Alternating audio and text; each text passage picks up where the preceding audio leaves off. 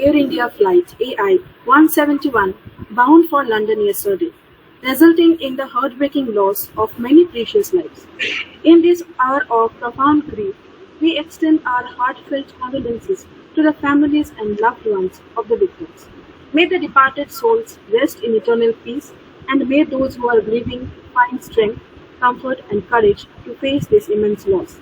Our thoughts and prayers remains with everyone affected by this devastating tragedy.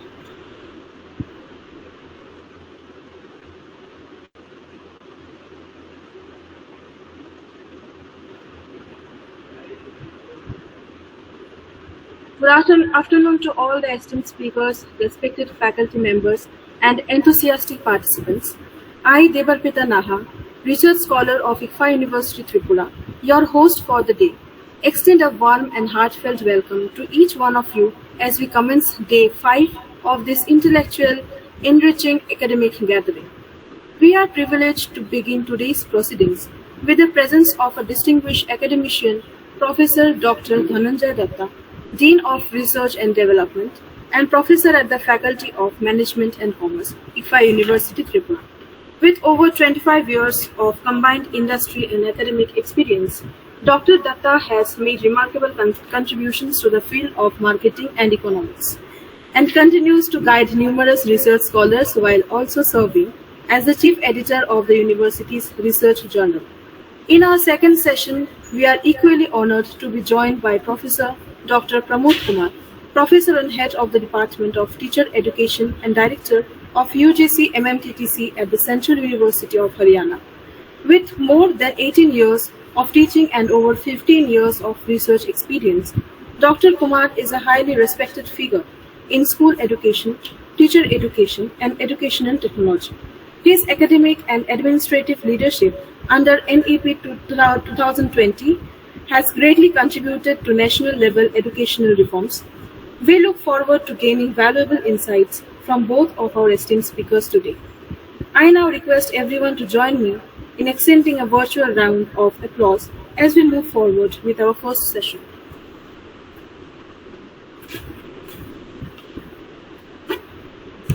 As we begin our first session for today, it is my honor to introduce Professor Dr. Dhananjay Datta. He is presently serving as Dean, Research and Development at the ICFA University Tripura.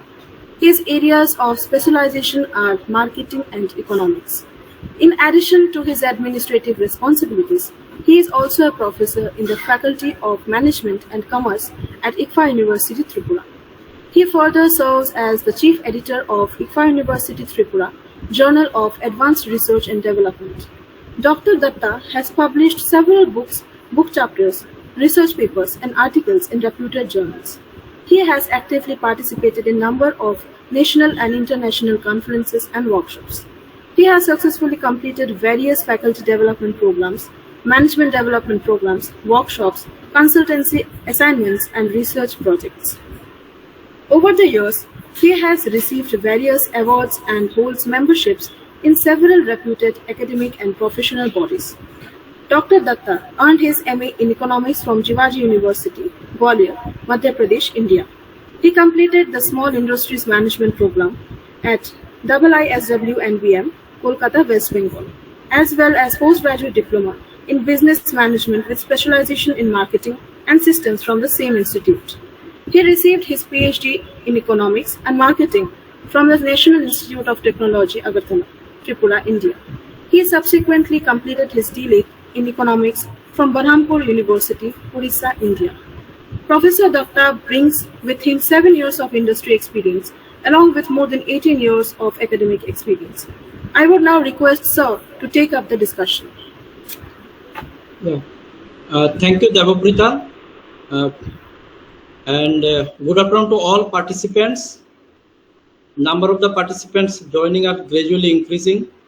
Now with this, I will start my session, and for that I will take a moment to share my slides.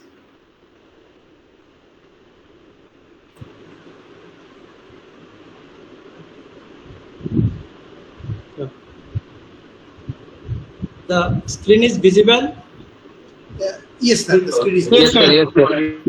Okay, thank you. Thank you.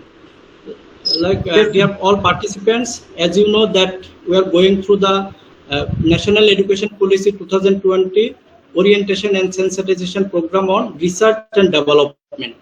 So this is basically jointly organized by Assam University, Silchar, and Research and Development Department, ICFA University, Tripura, under the aegis of Maleba Mission Teacher Training Center, Assam University, Silchar.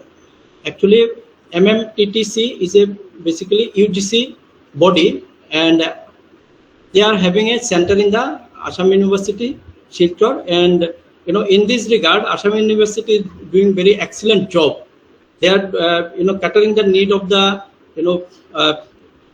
educators, then students, scholars, and for that they are organizing several FDP on national education policy. Now today's my topic of discussion is research and development, strengthening research and its contribution. Like if we say research and development, so how it can be strengthened and what will be its contribution. About all these things, I will try to give exposure to all the participants. Now before going to the detail, I want to acknowledge, and my acknowledgement especially goes to ChatGPT, then WhatsApp Meta AI, Google Gemini AI, because I have collected some information from these AI tools, which is freely available. Then special thanks goes to Assam University, Silchar, and the all authorities, organizing committee member involved in this program. My special thanks to them for cooperating and helping us to execute this program. And my special thanks also goes to ICFA University, Tripura, where our authorities are encouraging, motivating us to organize such kind of program. Now, this is basically the content which I am going to cover. Along with this content, I have some supporting facts which I will present here. These are basically Indian research and development related data, which is being basically published from government side, and it is officially, and publicly available. Now, the content includes introduction on the topic, then understanding research and development, strengthening research, what will be the key strategies, contribution of research and development, reforming research in the university, establishing research and development cell, enhancing institutional autonomy, interconnectivity of teaching and research, building world-class laboratories, trust area of research with local, national and global priorities, promoting interdisciplinary research collaborations, fostering academic industry interaction, developing innovative practice, linking research with innovation, then writing research project proposals, funding, execution and management. Then finally summing up through conclusion and references. Now before starting my talk, I would like to say that in this FDP, total 157 participants are there. Out of total 157 participants, 20 are research scholar, PhD scholar, 20. The assistant professor participants number is 97. Then associate professor is 17. Then guest faculty, contextual faculty and other category 20, 21, and professor 2 participants. So this includes basically 157. So we have seen on an average 100 participants are attending regularly, but the fact is that, see, like research scholar 20, assistant professor 97, then associate professor 17, then guest faculty or contextual faculty and other category 21. Now this segment basically need this kind of exposure so that India overall research and development process can be accelerated to a new level. And how it can be, I'll just give my insight, and I'll share my observation experience throughout this presentation. And to start with the introduction, like if we say about research and development is a foundational element in the growth of knowledge, innovation, and societal transformation. Universities serve as epicenters of knowledge. Epicenters means central point of knowledge creation, with research contributing to economic development, technological advancement, and policy reform. Strengthening research requires systematic reforms, strategic investment, and collaborative ecosystem that integrate teaching, innovation, and interdisciplinary practice. This presentation elaborates on the core elements necessary to enhance research and development capabilities in universities, align them with local, national, and global imperatives. Now, understanding research and development. Understanding research and development means how we can define research and development, or what is basically research and development. Because as the topic is related to this, and we are, my exposure is to how to strengthen it and what will be its contribution. So in this regard, to start with, the definition need to be explained. So research refers to systematic investigation into existing or new knowledge to discover new facts or principles. Or we can say research is basically, inclusion of two words, research, searching again. On the other side, development involves the application of research findings to produce new materials, products, or process. This definition is given by the Organization for Economic Cooperation and Development. Together, research and development forms the backbone of innovation. Now, here, see, I want to highlight something. Like we said, developed countries, developing countries. So definitely we are in the developing stage, and we need more time to develop.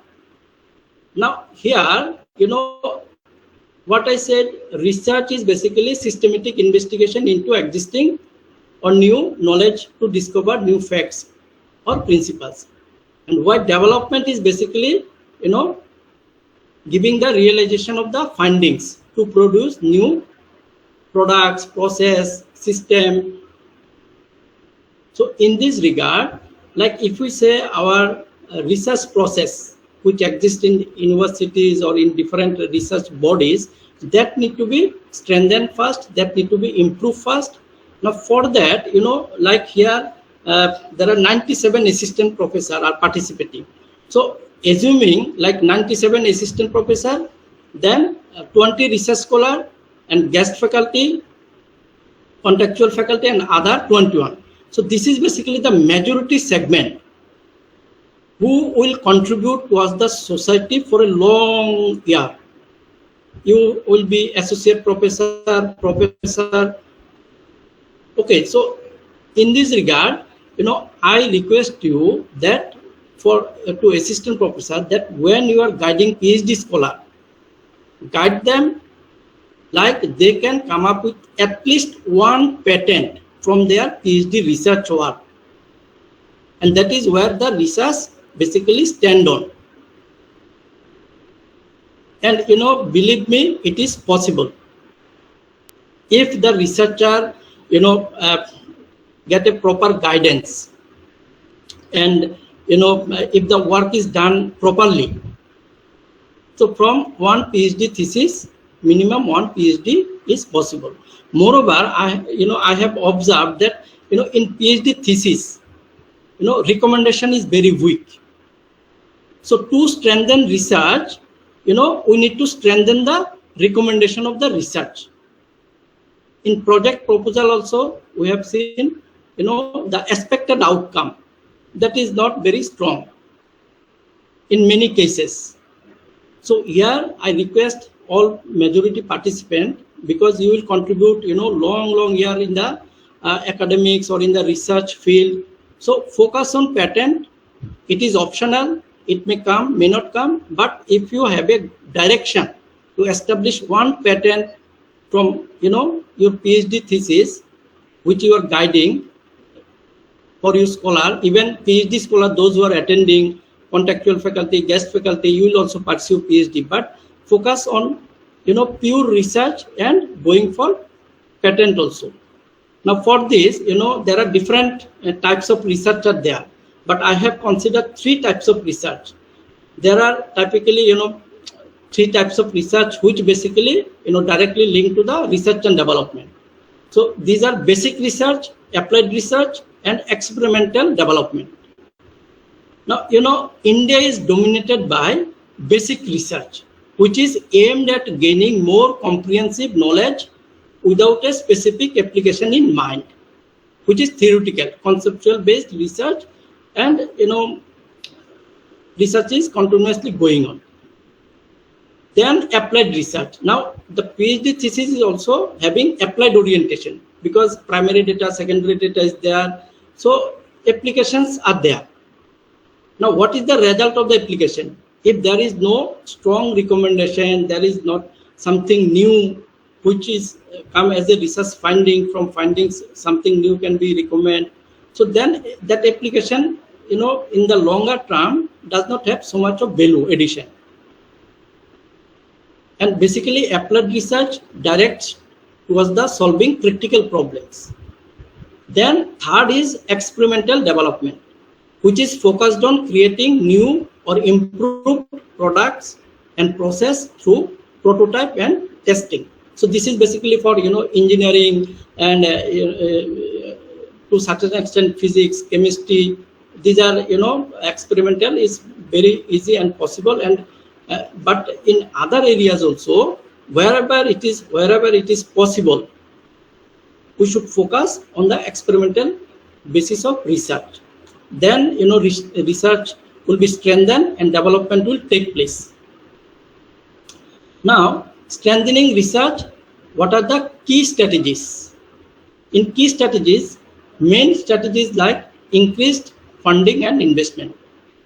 There is no option. If we want to strengthen our research in India, we need to increase the funding. But in India, problem is that government is supporting, government is funding, but private investment in the research funding is not up to the mark. So private investment in the research funding need to be increased, and which will strengthen research process in India, and automatically innovations will take place. Now second is capacity building and skill development. See, capacity building and skill development is also a part of the research continuous process. As a result of this strategy, we are having today's FDP,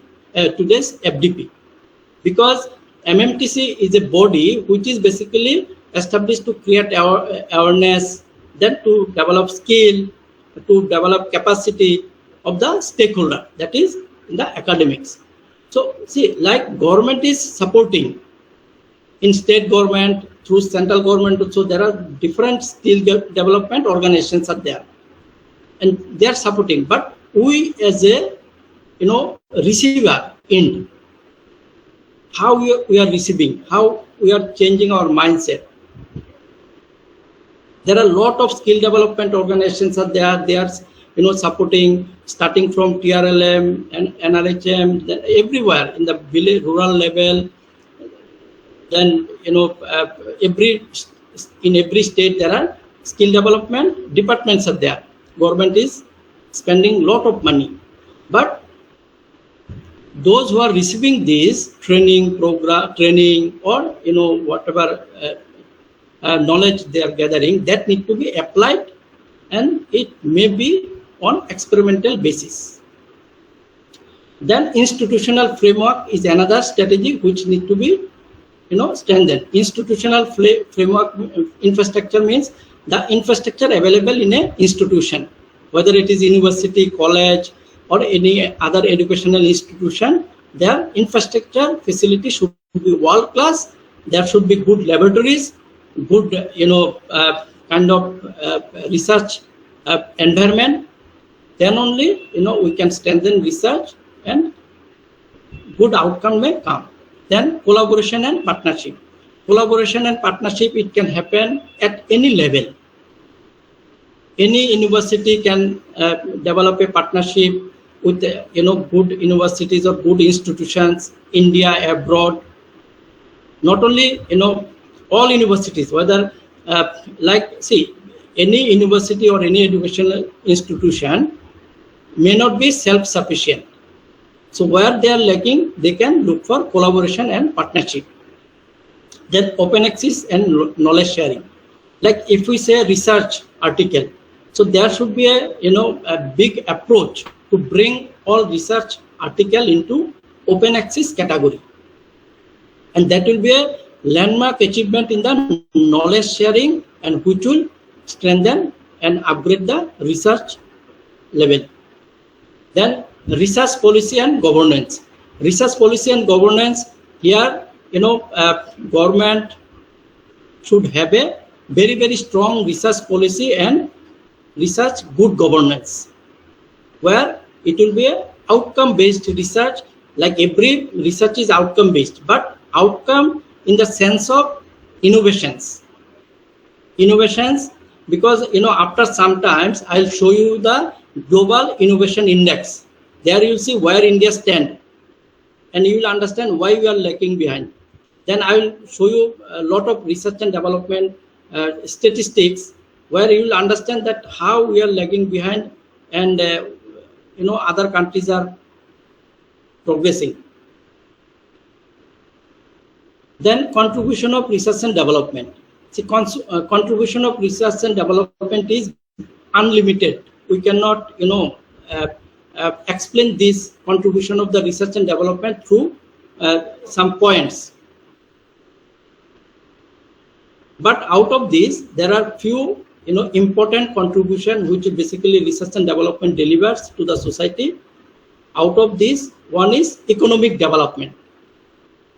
Research and development basically overall helps in the society's economic development. Like when if I say agriculture mechanization, then new technology, even if I say bank ATM machine, or any other kind of technology, where society have the economic development. Then social welfare. Research and development brings social welfare also. Through research, we can solve different problems, and we can come up with a solution, which is basically for societal benefit. Then technological advancement. Through research and development, technological advancement can happen, which will be the beneficial for society. Then policy and decision making. Through research and development, from recommendations of the research, new policy can be made, and decision making process can be further strengthened. The next, reforming research in the university. Now here, for every point I have make some summary notes. Why it is? Because to highlight that how we can take ourselves to a next level in research and development. So in this regard, universities must move beyond traditional models of research, which from the beginning I am saying we need to change our traditional kind of research, adapt outcome-oriented and socially relevant frameworks. Our framework system need to be changed. Reforms involve embedding research in the curriculum, redefining faculty roles to prioritize research output. Here again I am highlighting. Earlier I said the recommendation part in any research project is very, very vital. But what is my experience and observation? The recommendation is the weakest part of the thesis. This is a real fact. If you visit any library of your known, you visit, and in library theses are kept. You go through those theses, you will see the recommendation is very, very weak, and these are not useful to the society. So this pattern of doing research we need to change in our society. Then incentivizing quality publications and establishing performance based evaluation. This what is being said by some renowned experts that I have quoted here. Emphasis on outcome based research ensures that academic inquiry is aligned with societal needs. Means if any research article is being published, or any research outcome is being published, or it is being officially approved, so what is the social outcome, social benefit that need to be justified? Because see, I am ready to change, many of you ready to change, but if majority are not ready to change, that change will not happen in our society. And if all of us are ready to change, then there will be definitely a change will happen. Next is establishing research and development cells. Now see here, establishing a research and development cell, it is a point, but I have one objection with the cell. Cell is means small part of a university body which is working for research and development, but rather we can recognize this as a department, or broader than department, because in a university or educational institution, every faculty member, every teaching staff, even non-teaching staff can be also included in the research process. So how we can justify with the cell?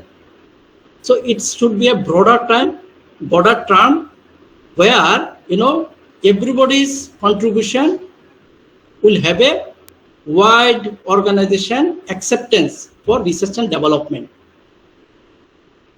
Now see, R&D cell, basically R&D cell, it is being popularized by UGC, because UGC have guided and advised that all university scholars should have R&D cell. But it should be more than R&D cell. It should be department. It should be having more wider orientation in a university. Now it acts as a institutional mechanism. See what I am going to read. What I said, you will get a connection. Institutional mapping, institutional mechanism for managing and promoting research activities. These units support proposal writing, manage funded project, and ensures compliance with ethics and quality standards. Their role is crucial in streamlining operations and providing faculty and students with resources and mentorship. This is being given by UGC in 2022. Now, enhancing institutional autonomy. Autonomous institutions are better positioned to innovate and respond to research priorities. Autonomy allows university to set research agendas, allocate fund efficiently, collaborate internationally, and implement tailored governance model.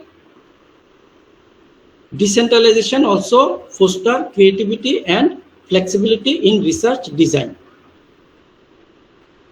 The next is interconnectivity of teaching and research. High impact teaching is deeply connected to research. Integrating research into undergraduate and postgraduate curriculum fosters inquiry-based learning and cultivates critical thinking. Students benefit from early exposure to problem solving through live research project, encouraging lifelong learning and innovation. Now see, in the interconnectivity of teaching and research, in India, almost every university are following this statement. In UG, students have internship, which is research kind of work. In master degree, students have dissertation. But these are academic reports.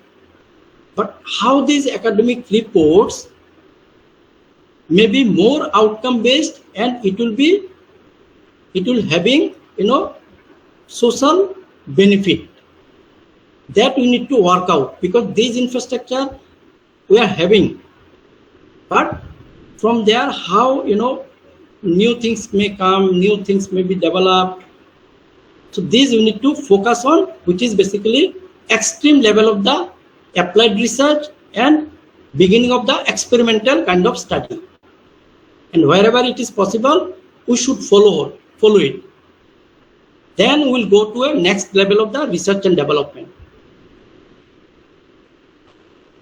Then building world-class laboratories. So without laboratories, we cannot do experimentation. So laboratories basically state of the art, which is essential for conducting cutting edge research.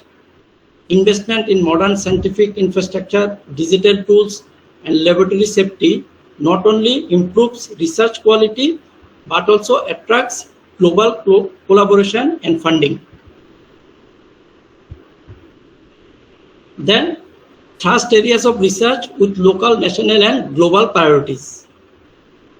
Strategic alignment of research with key priorities ensures impact and relevance. Here, in this regard, universities should focus on local needs, national challenge, and global concerns. Now, in the local needs, sustainable agriculture, water management, rural healthcare may be focused for research. These are the few identified area, and of course, all areas based on the requirement can be local needs. National challenges like renewable energy, digital infrastructure, education reform, these are national level challenges in research. Then global concerns, these are climate change, public health, and cyber security. This is being given by UNESCO in 2021. So these are basically global concerns where research need to be conducted and development need to happen. Identifying and investing in thrust areas promotes targeted and impactful research outcome. Now, promoting interdisciplinary research collaboration. Complex real-world problems requires knowledge integration across disciplines. Encouraging interdisciplinary research enables holistic solutions and innovation at the intersection of science, technology, humanities, and social science. Then fostering academia industry interaction. Partnership between the academia and industry bridge the gap between theoretical knowledge and practical application. Such collaboration leads to the co-development of technologies, internship, patents, and commercialization of research output. Institutions must facilitate technology transfer, offices and industry license units to manage the interface. Now, developing innovative practice. Universities should promote a culture of innovation through design thinking and innovation labs, student-led startup and incubators, participation in innovation contests and hackathons. Like, in every university, startup, then hackathons, then brainstorming session for project proposal. These competitions are going on. But after this competition, what is the real outcome? That will take us to the next level. Innovative practice foster entrepreneurial thinking and practice problem solving. Linking research with innovation. Innovation is the process of translating research into viable products, policies, or services. Universities should focus on translational research that bridge the gap between discovery and implementation, emphasizing patents, prototype, and pilot programs, which is basically the real kind of things which India basically need at this moment or year to come. Then, writing research project proposals, funding, executions, and management. Here, capacity building in project proposal writing is critical for securing competitive grants. Researcher must trained in identifying the funding opportunities, framing objective and outcomes, budget planning and compliance, reporting and dissemination of that proposal. Proper execution and management of research project ensure accountability, timeliness, and impactful result.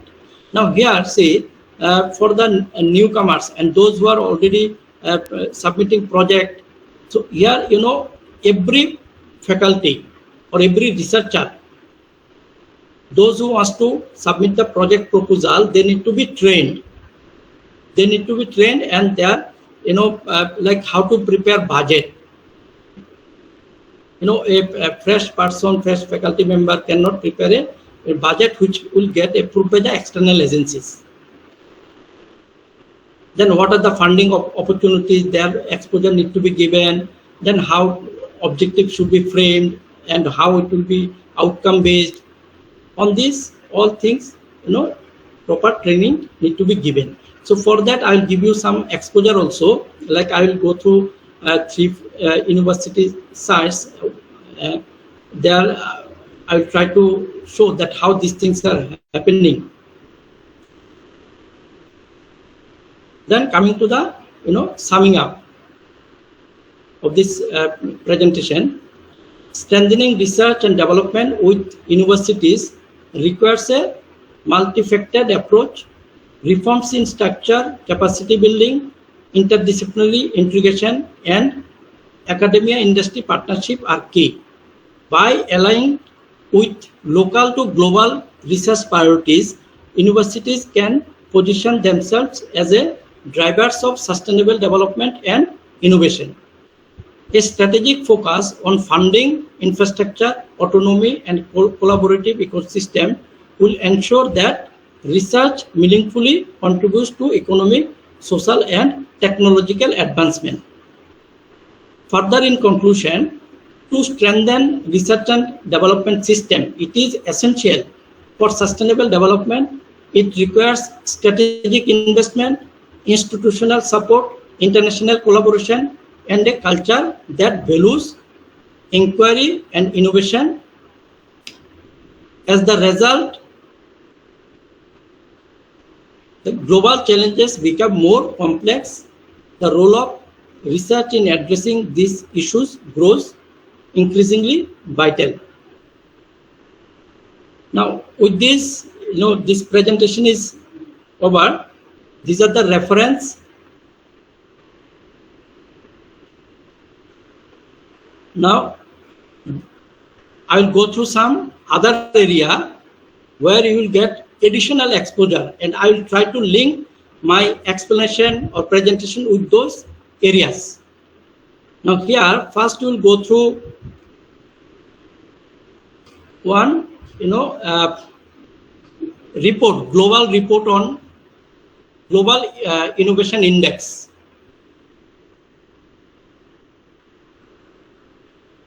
This is basically the PDF is visible. Anyone respond? Yes, sir. It is visible, sir. Okay, thank you, sir. So this is basically the executive version of Global Innovation Index 2024, which is publicly available. But I found it very attracting, which I thought that should be shared with you so that we can take India to the next level of research and development. This is basically the 17th edition of the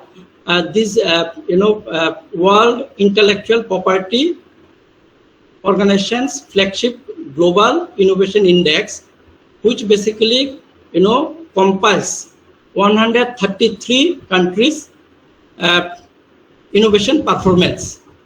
133 economics. Economics means countries, innovation performance. Now here, directly I go to this. This is basically quite, impressive to attract attention. Like global leaders in innovation. This is given region-wise, worldwide. Throughout the world, they have, categorized the world in different regions. And after this, like if I say one by one, Latin America and the Caribbean, they are Brazil, Chile, and Mexico. They are heading in this region of the world. Then second is Sub-Saharan Africa. They are South Africa, Botswana, Senegal. These are basically heading in innovation.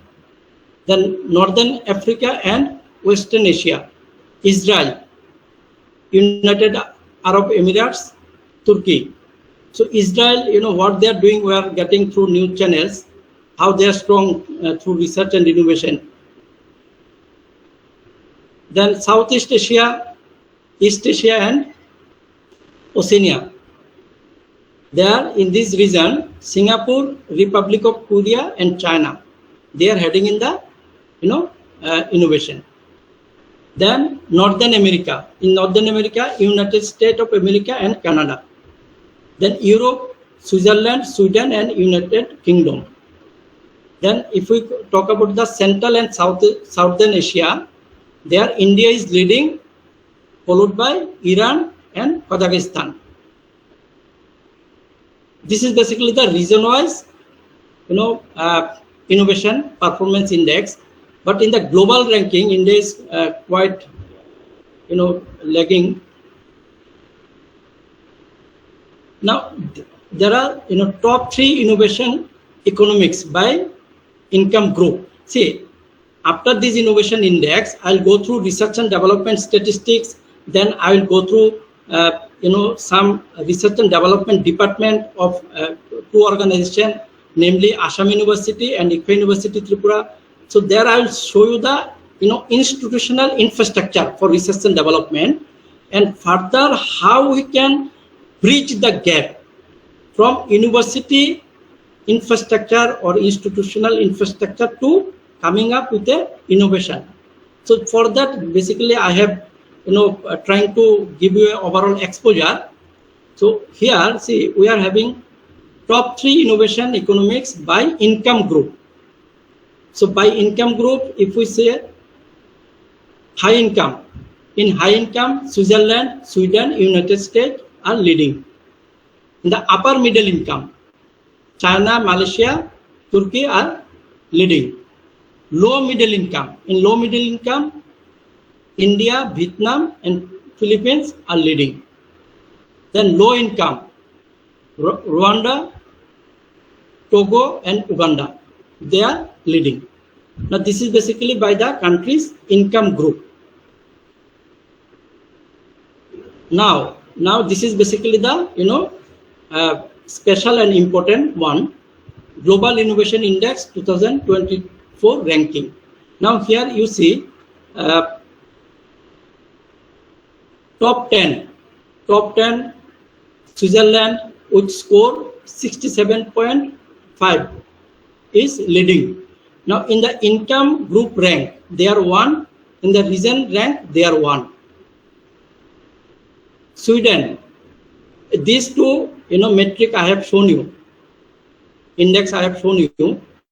So Sweden 64.5, they are ranking 2nd globally on innovation index. Like this, United States of America 3rd, Singapore 4th, United Kingdom 5th, then Republic of Korea 6th, Finland 7th, and Denmark is 10th. Now where is India?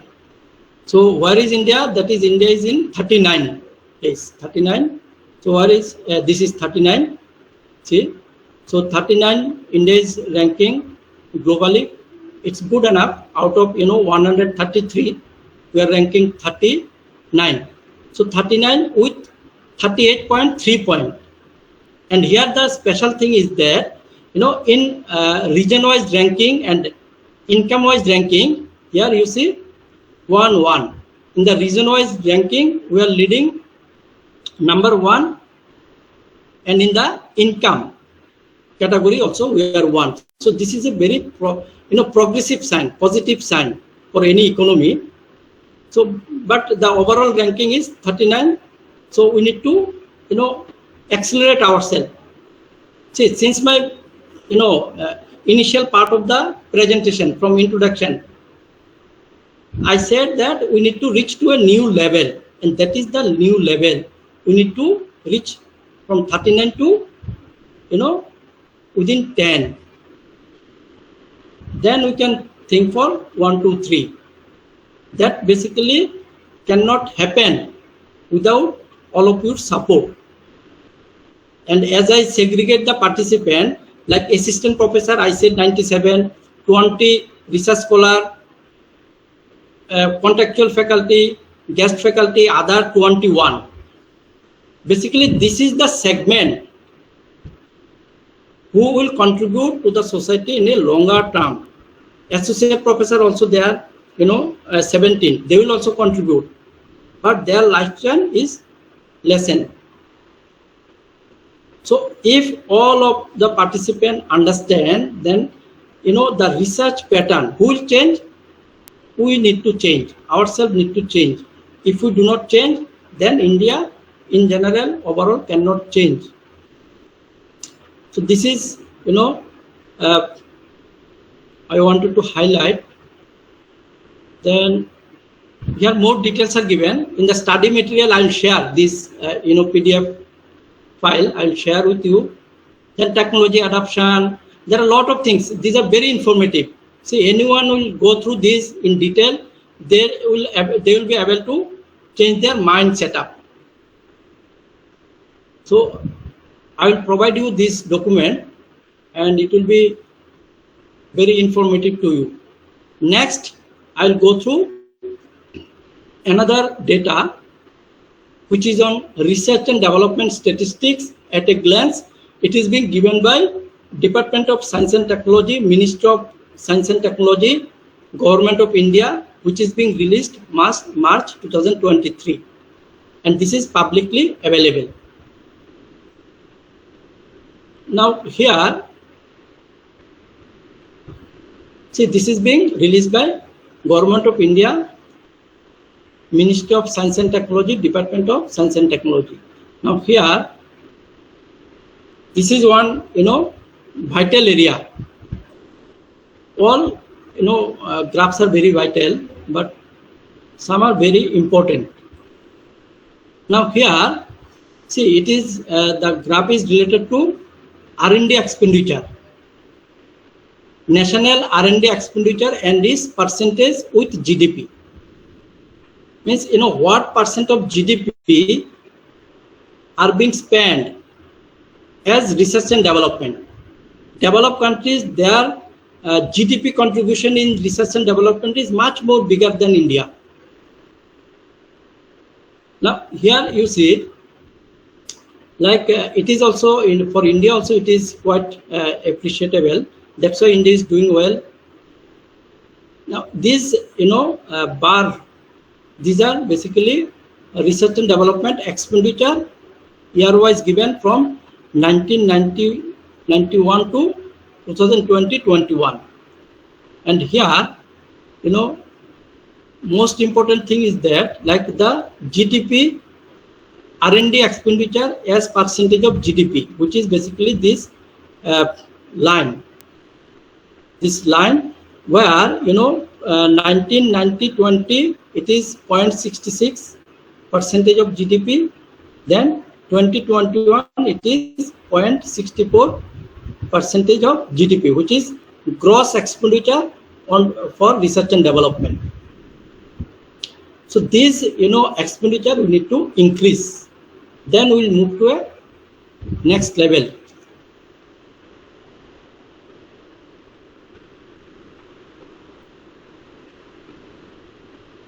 Then next we are having,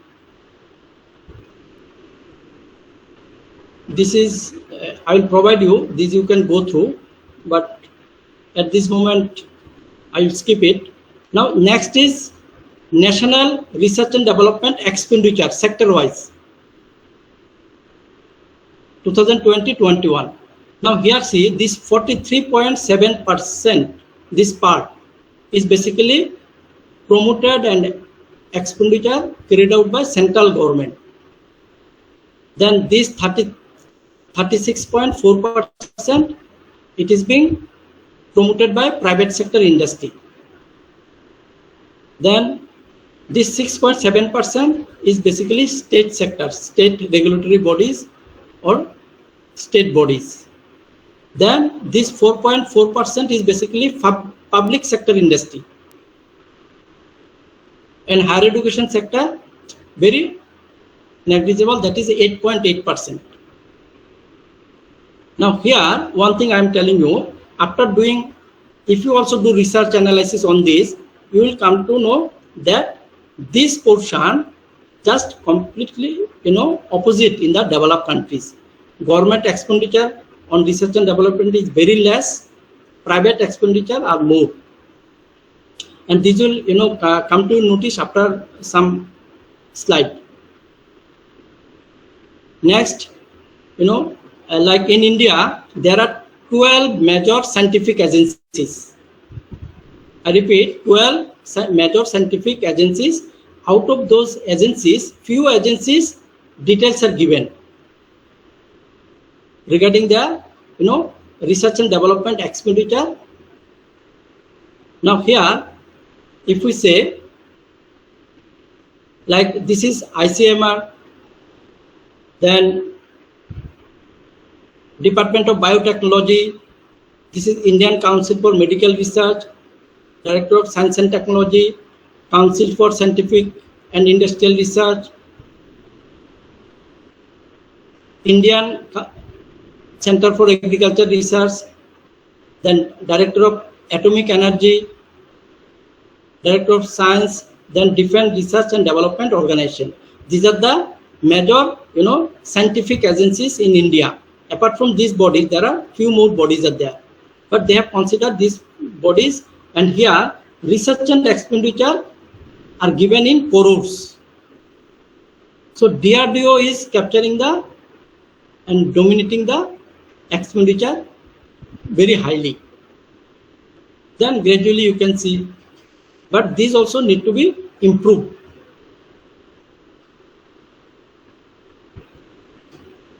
Then next is percentage share of government and business enterprise sector in gross expenditure on research and development. This straight line bar is basically representing the government sector, and this red line is showing the business sector. So here, if we see year wise, private or business sector investment or expenditure on research and development is less and government is more. So these need to change. Private expenditure need to be encouraged.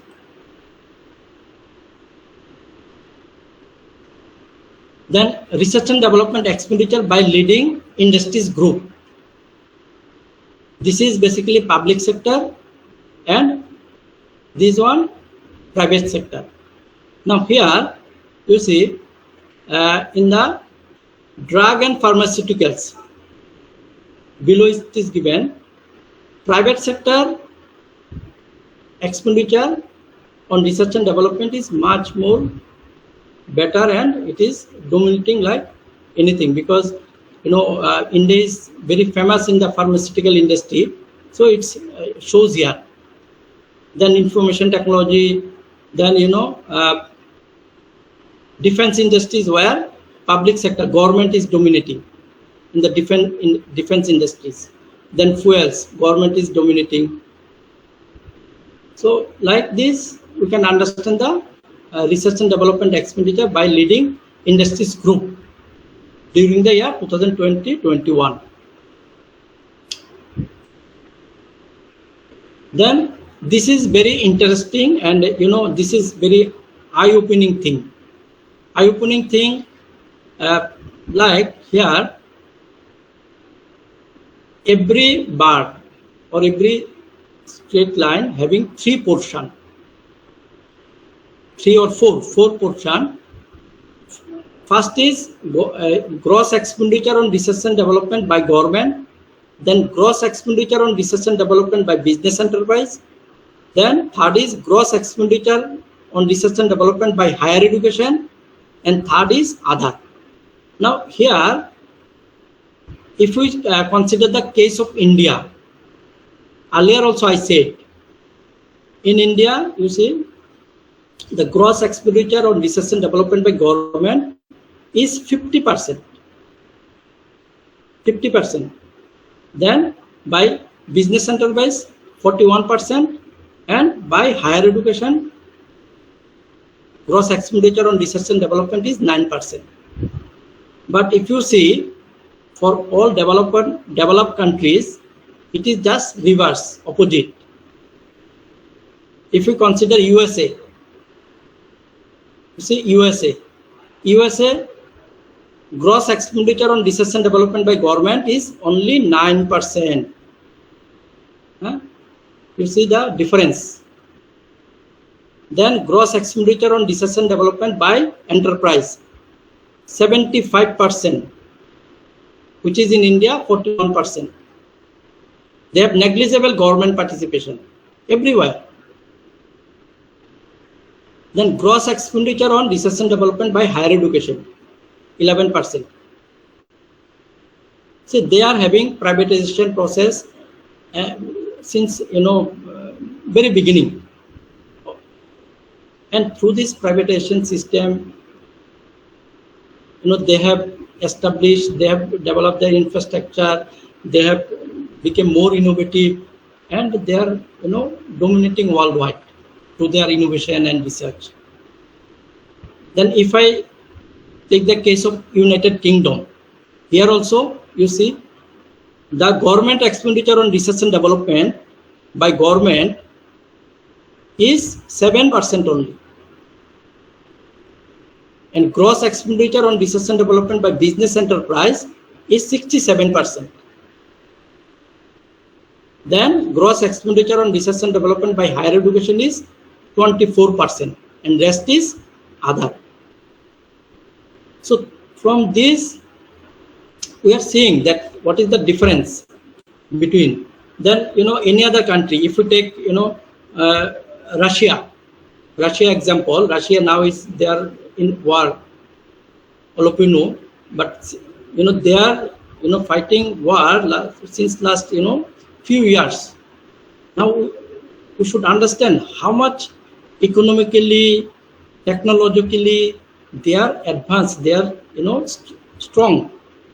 Now here also see the Russian Federation gross expenditure on research and development by government is 33%. Then gross expenditure on research and development by business enterprise 57%. And gross expenditure on research and development by higher education is 10%. Then Australia, Australia gross expenditure on research and development by government 10%. Business enterprise 51%. Higher education 36%. If you consider China, see, we are assuming that China will be a global leader. Why?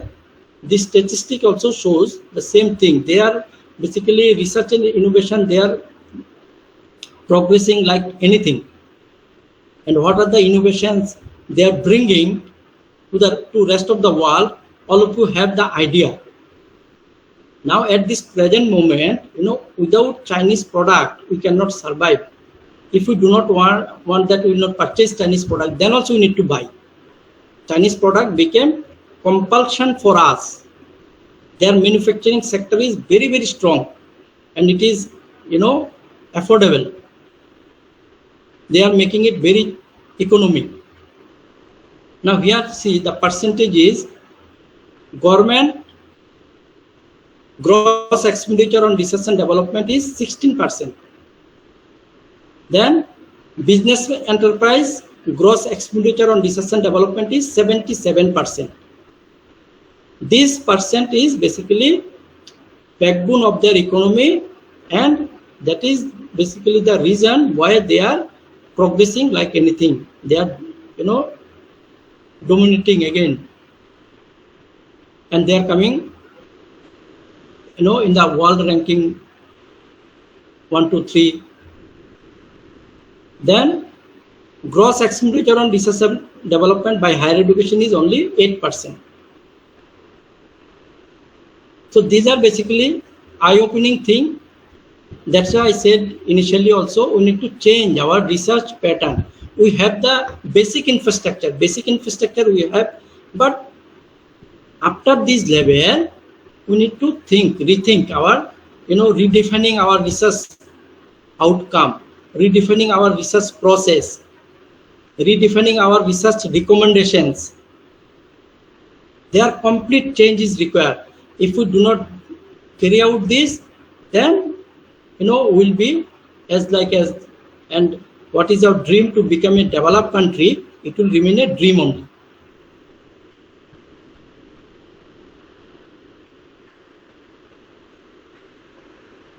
Then, agency wise support to extramural research and development projects. Here I said there are 12 scientific agency government of India is having. So through this agency, what kind of what amount of extramural research funding they are doing. So this is this chart is on this. So in the extramural project funding, Department of Science and Technology, they are doing extremely very good. And as a result of that, our university also received some projects,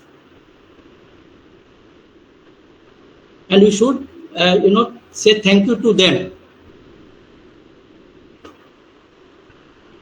Then next is women contribution. Women contribution in the extramural research and development projects by the central and state agencies.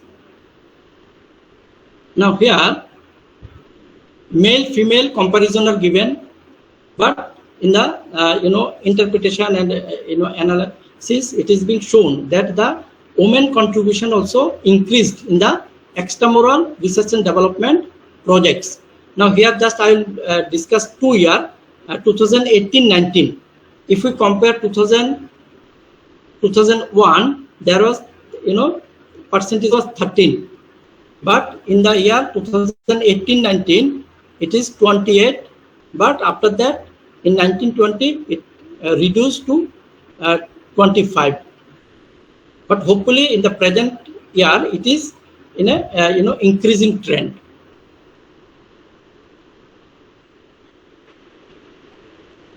Then next is research and development expenditure as a percentage of GDP for selected countries.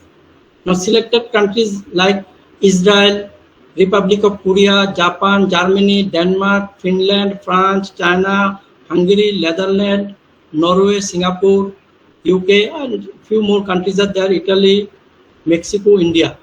Okay, so India's, this part is basically 0.64%. 0.64% it is mentioned here. This India spent 0.64% of its GDP on research and development in 2020-21. And if you see, only Mexico is behind India and all other countries are ahead of India in case of spending from its GDP on research and development. Then, gross expenditure on research and development per researcher for selected countries. So these countries are selected, and here also you see, this is basically showing the gross expenditure on research and development by researcher, per researcher. So it is for India, very less, and all other countries. And these are almost all are developed countries. Per researcher, USA is leading So this is basically the percentage is given. So here also we need to do a landmark improvement. Then India's research publication trend. India's research publication trend, this is basically having upward trend, upward movement. Okay, number of publication 1,60,000. That is nearby, in between 1,50,000 to 1,60,000. But see, India have lot of research publication, but innovation is negligible.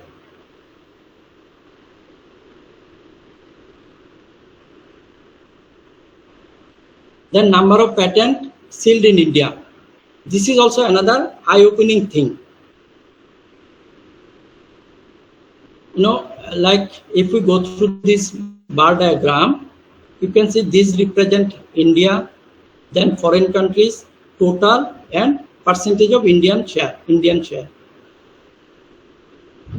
Okay, so 2021-22, India's percentage is very less comparing to the rest of the world, and total is given. So in case of patent also, we need to do a landmark achievement. Now what I suggested, like from every PhD thesis, minimum one patent can be established. If this is our target, then overall India's patent scenario will change. See, now also from PhD thesis, patent is coming, patent is happening. Some patents are getting commercialization also, but the number is very, very less. So that we need to upgrade, and it may happen that when we reach that out of 100, 95 PhD theses are having patent. So this will be a landmark achievement, and this will change the overall Indian research innovation scenario. Then patent application filled by resident and non-resident at select patent office. Now here, this is also very interesting. They're very interesting and very eye-opening. Now see, if we take the case of India, resident Indians filled up patent 43%.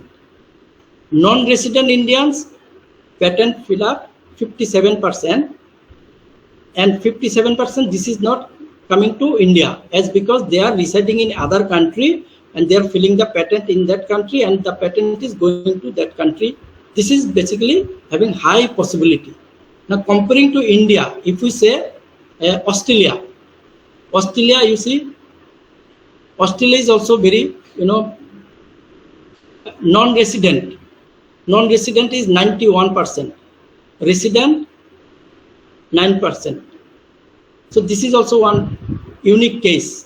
But if we look into other countries like China, resident of China, they fill up 90% of their patent. Non-resident Chinese, they fill up 10%. Then USA, resident 44%, non-resident 56%. Japan, resident of Japan 77%, non-resident 23%. Republic of Korea, resident 78%, non-resident 22%. So like this is also very eye-opening thing. Even for Canada, resident 13%, non-resident 87%. Now why it is so? As because in Canada, people from outside, they are staying in large scale, very large scale, especially from India and from other countries also.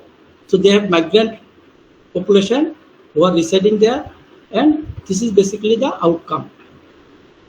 India is basically suffering from brain drain also. Brain drain is basically very bad thing for any economy. India's brains are going outside and they are establishing, settling there. They are not coming back.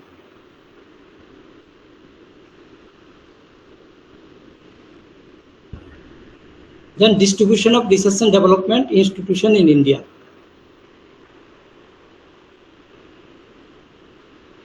Private sector 66%, state sector 13%, central 8%, universities 11%. Now, being these also, India's having a total research and development institution according to this report 2020-21, 7,888. But here private participation is more, but the investment is less, outcome is also less. So as a result of this, India is basically not having that landmark achievement. So with this, we are finishing this. This material also I will provide along with my other study material. So you can go through it. It will help you again. Next, I'll move to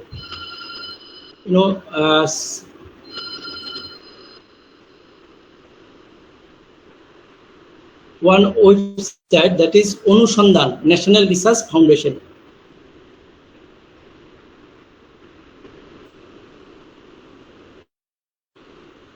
Anusandhan National Research Foundation. Now, see, many of you may have heard of this. This is a new body in India, and this body, I am assuming it may create revolution in India in the research and development. If it is, have a proper direction, right direction, this body may bring revolution in India. Now, see, our majority percentage of participants, I have informed you. So, if you are aware, please you visit it. If you are not aware, please you also visit it. You see that Anusandhan National Research Foundation was being established by the Act of Parliament in 2023. So this is basically in the introductory stage. Now here, I'll go through some program which is being promoted by Anusandhan National Research Foundation. In our university also, some department, they have got projects, then seminar funding from Anusandhan Research Foundation. So like all participants, you are from different parts of India. So I request you to visit this and regularly, and there are a lot of things are there. If you be familiar, it will help you a lot. Overall society will be getting upliftment. Now here, see, advanced research grant, then ARG matrix, inclusivity research grant, because due to the time constraint, I will not be able to go in depth of it, but I have gone through it. Now at this moment I cannot, but there is time limitation. But I request you, please do visit. Then there are few more things like schemes or programs. What are the schemes and programs are available? Okay, like mathematical research, impact centric support. Okay, empowerment and equity, opportunity for excellence in science. For every area, there are something. Core research grant, then intensification of research in high priority areas,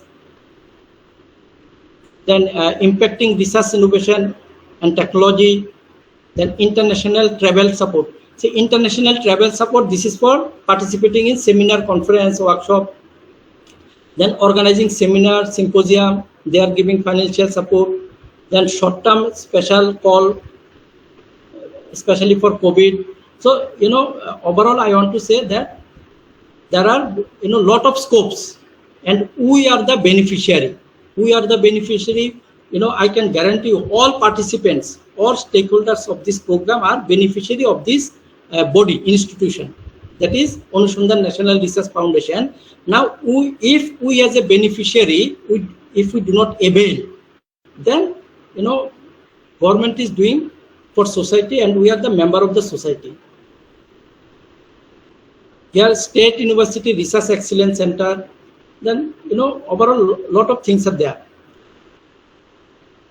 Then next, I'll go to, ICFA University Tripura website. In ICFA University Tripura, we have, separately research and development department. Now here you see how we are developing infrastructure for research and development.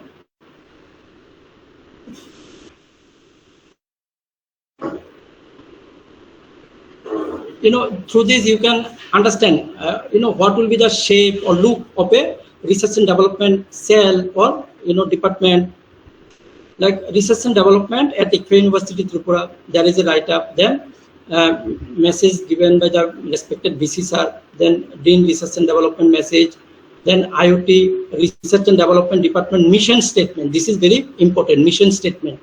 Then IoT Research and Development Department vision statement. Then objective of IoT Research and Development Department. What are the objectives we are having? Then activities. What are the activities we are performing? Okay, so these are the activities which we are performing from the department. Then IoT Research and Development Chronicles. This is basically one newsletter we have started in the previous year. Annually, we publish all patent, then research publication, then PhD scholars interview, those who have been awarded, then the freshers interview, then along with the seminar participation, seminar conference organized, FDP, MDP details. There is a overall detail of 1 year is given this, IoT Research and Development Chronicles newsletter. So any university, any, even college also can develop this, which will be a blueprint for their research outcome. Then another important thing we have done, funding institution and research proposal institution details. You see serial number, funding agency's name, website. Now if anyone click here on the arrow, you see the person will visit to that particular funding agency's website, and what are the current proposal are having that particular institution, that can be accessed and viewed. Now here altogether we are having 92 organization details, 96 funding agencies. Now you as a freshers, if you do not know that where to approach, how to approach, who are the funding agencies, you may have a look into it according to discipline, and you will get a exposure that what the funding agencies. Now see, I have just clicked on the first website, that is Advanced Technology Research Laboratories, Japan. They are giving research funding worldwide. Developed countries, they are promoting research.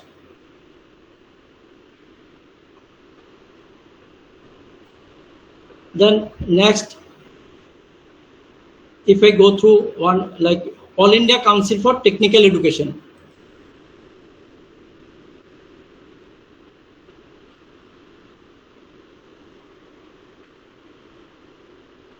See, we came to All India Council for Technical Education site. So here easily can be seen that what are the proposals are there and what are the deadlines, guidelines. Accordingly, things can be moved forward. Now, after funding agencies, we have IoT Scholar Club. Scholar Club, that is for our PhD scholar. This club promotes lot of things. They organize events, they participate in the events. Then these are basically the activities of the Scholar Club, like organizing research workshop, then research presentation, guest lecture, journal club, then collaborative research project, then conference and symposia, then field visit, professional development, publication support, community outreach, social event, mentorship program, interdisciplinary collaboration, then lot more are there. So our scholars are performing many of these activities, career development. Then next is Research and Development Department event report. From Research and Development Department, we are organizing different events. So we are highlighting the event in our website also. Now, previous year we have organized one multidisciplinary international workshop on thesis writing. thesis writing and art. This report you can see. So like this, any university, any even college also can establish a research and development cell having proper human resource, and it can be having the goal of outcome based result also. Now next, if we move to the Assam University, in Assam University also, what I have seen, they have well established infrastructure. Moreover, in ICFA University Tripura, we have institutional innovation council, where our incubators and startups students, they work together, and we are also helping, supporting them, and there is some entrepreneurs also in our university campus. So this is basically see how India will move to next stage.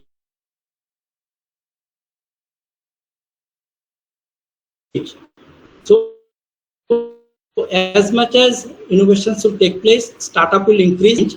In India, number of startup have tremendously increased, and due to that, manufacturing sector were being strengthened over a period of time, and as a result of this, employment increased, people purchase power increased, and GDP also increased. And now India's GDP is the world best GDP, which signifies through the purchase pattern of the consumer. Like there is a tremendous increase of the automobile, cars, two-wheeler, four-wheeler, then ornaments, gold, jewelry, everywhere. So this is basically, we are happy to say that we are in a progressive economy, very, very progressive economy, where economy is shining all around.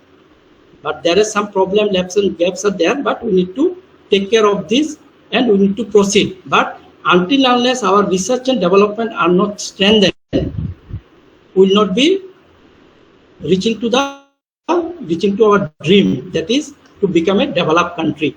Now, to become a developed country, we need to strengthen our research process and further development also.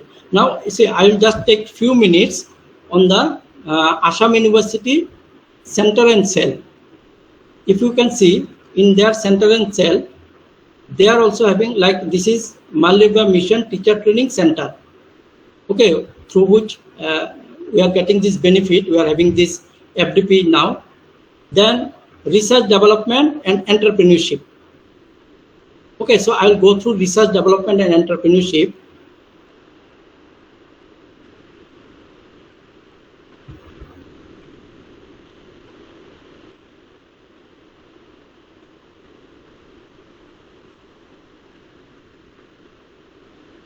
See, there are structures are given. Okay, then after this,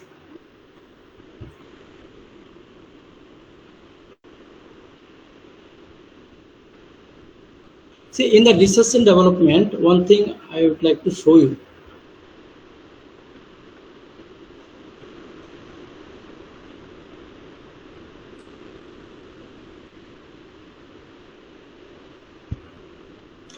See, in the incubation center, intellectual property rights, then institution innovation council. These bodies in our university are also there. Okay, so every university is having their entrepreneurship development cell. So we are developing the basic infrastructure, core infrastructure. Now beyond that, we need to work together so that our society flourish. Then for a while, we'll visit to the Maldiva Mission Teacher Training Center also, because ultimately all of us are the beneficiary of this center, and we are very much fortunate that we have this center, like, who is providing us this awareness comes sensitization and orientation program. So we are,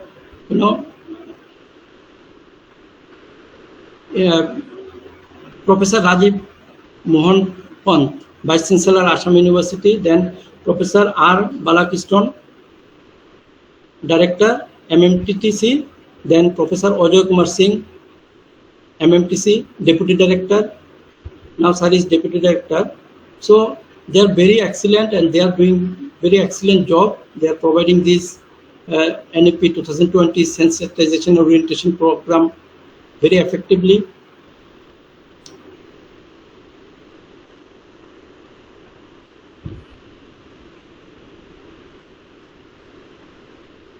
In the Salon Center, like remedial coaching center, then so many skill development I have seen. They have skill hub initiative. Skill hub initiative.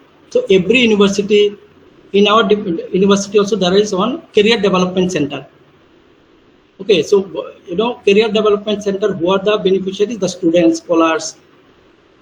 Then in every state government, there are different skill development processes are there.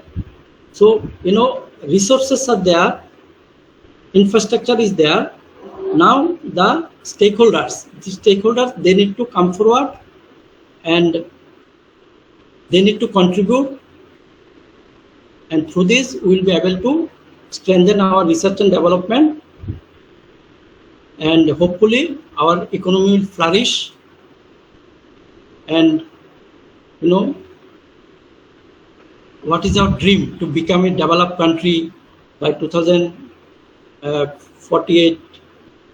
It will come true, and it may come before that also if we develop ourselves more progressively. With this, I thank you everybody for keeping your patience, and hopefully my request to all participants is that initially what I said, I'll repeat it again.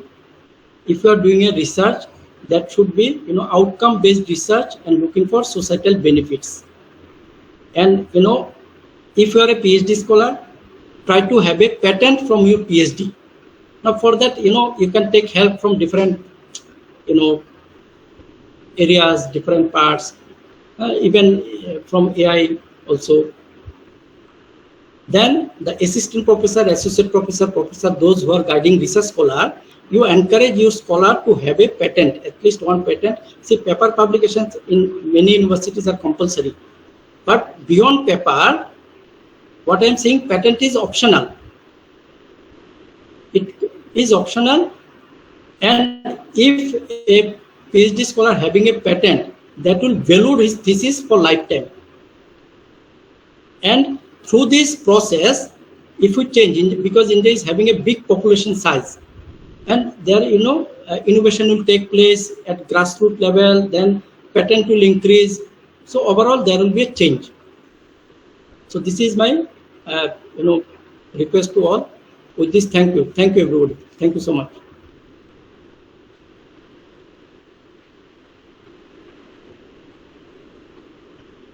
The questioning session is open for all. If anyone has any questions, they are free to ask it now.